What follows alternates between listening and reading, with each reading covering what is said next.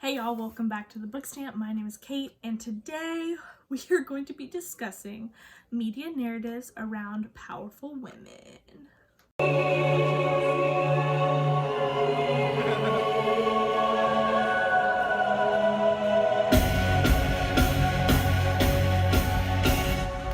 is it? It's Britney, bitch.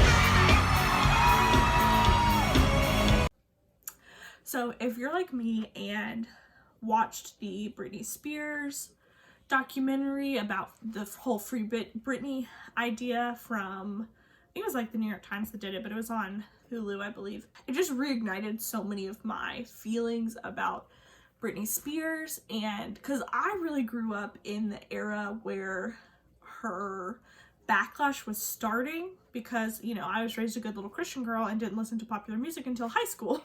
She was very unabashed in who she was, and, you know, the media treated her horribly for that, especially in that era of like paparazzi and how the media treated women specifically in that time.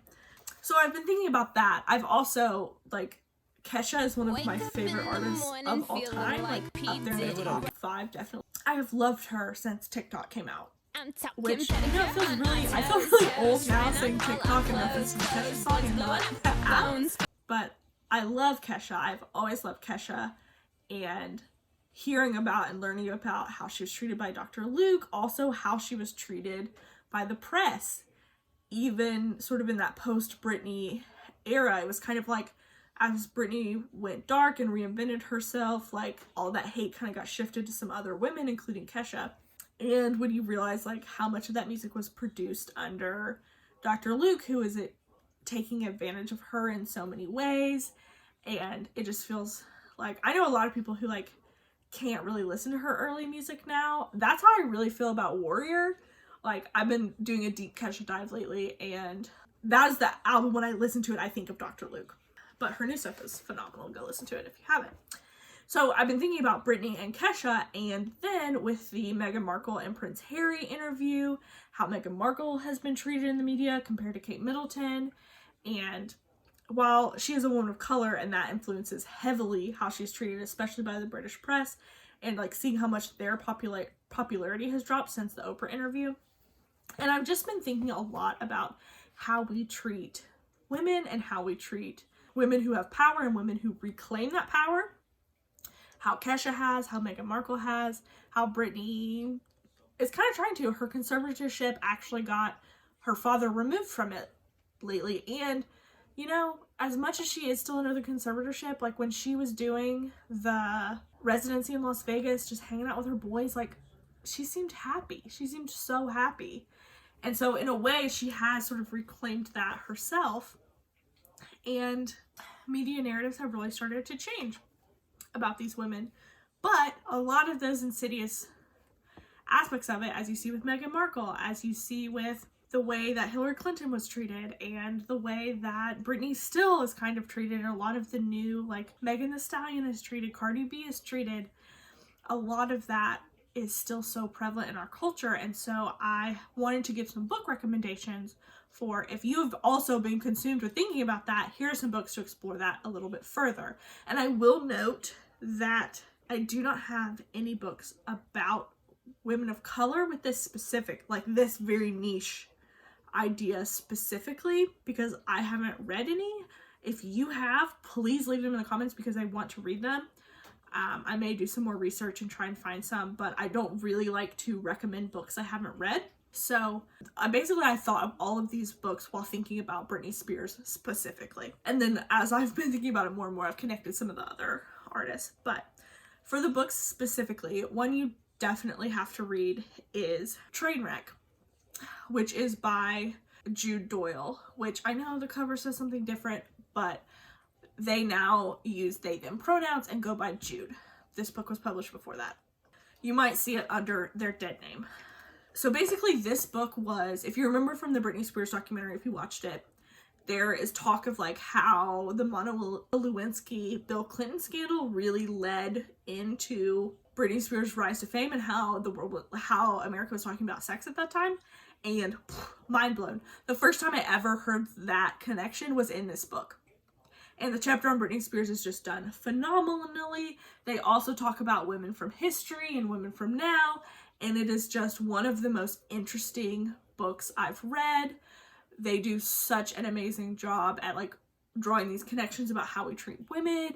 I need to reread it. It's so good. If you want a buddy read it with me, let me know because I want to reread it. Cannot recommend it highly enough. And then there's also, I've been thinking a lot about Carrie Fisher as well, and how, you know, especially as she made her comeback in the new Star Wars movies and how they wanted her to lose weight as like an old woman. It's insane. But her memoir, Wishful Drinking, which talks about her recovering from like the fame of Star Wars and how she was treated and how that led to her drug addiction. Carrie Fisher is, one, a phenomenal writer, and two, this book is just so full of humor. If you get it on audiobook, you actually get to hear Carrie read it herself, and it's just a real treat. I like read so many of Carrie's books in the summer of 2020. So she talks about mental health in a really like honest way about addiction. So good. So if you want something more in that, looking at one specific woman from her own story, that's a really, really good book to read.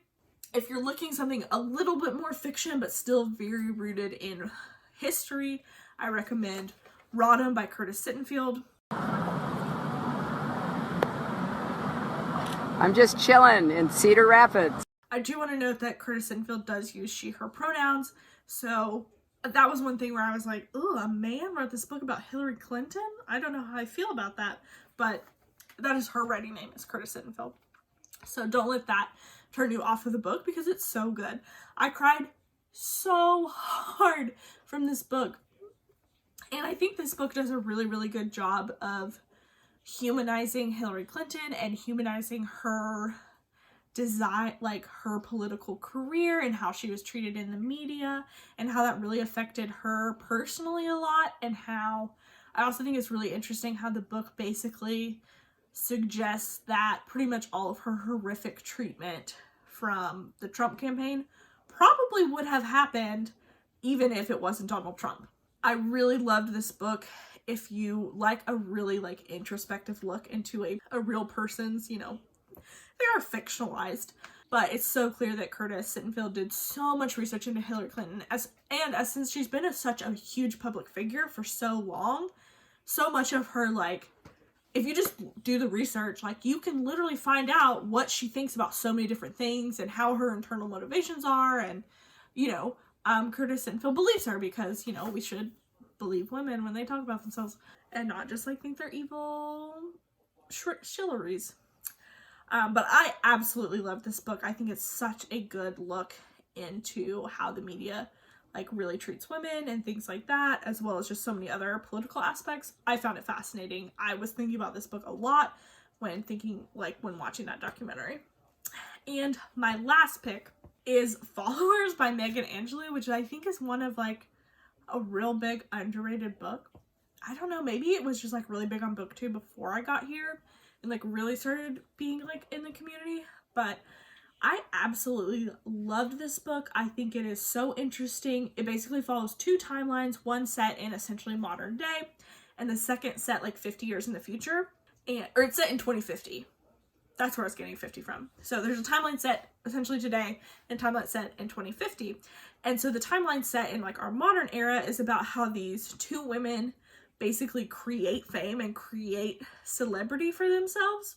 And from that perspective, it's fascinating. We get to see these women who are not really good people, who have flaws, and they're big flaws. And, you know, they're just trying to create fame for one another. And there's a lot of commentary on like documentary, like reality TV and internet fame and all of that in there, and what it really does to a person.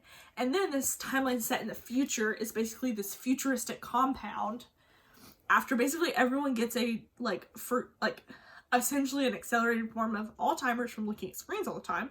There's basically a security compound where all of these celebrities just live their lives, and it's live streamed like literally every second of it.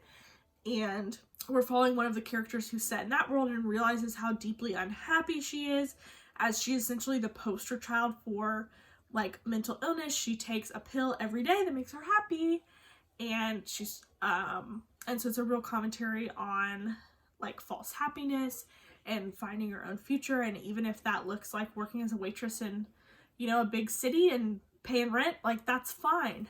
And it has a lot of themes about motherhood and family. It's really, really good, and I think more people should read it. It's kind of like Black Mirror's Nosedive crossed with Keeping Up with the Kardashians. So it's a vibe. It's a vibe. I really enjoyed it. And I think if you think about these types of things a lot, then it's definitely something you should read. It's so good. So those are my 4 recommendations for now. If there's any other books that you thought of when watching that, please leave them in the comments for me below. I love these types of books. So thanks for hanging out, y'all.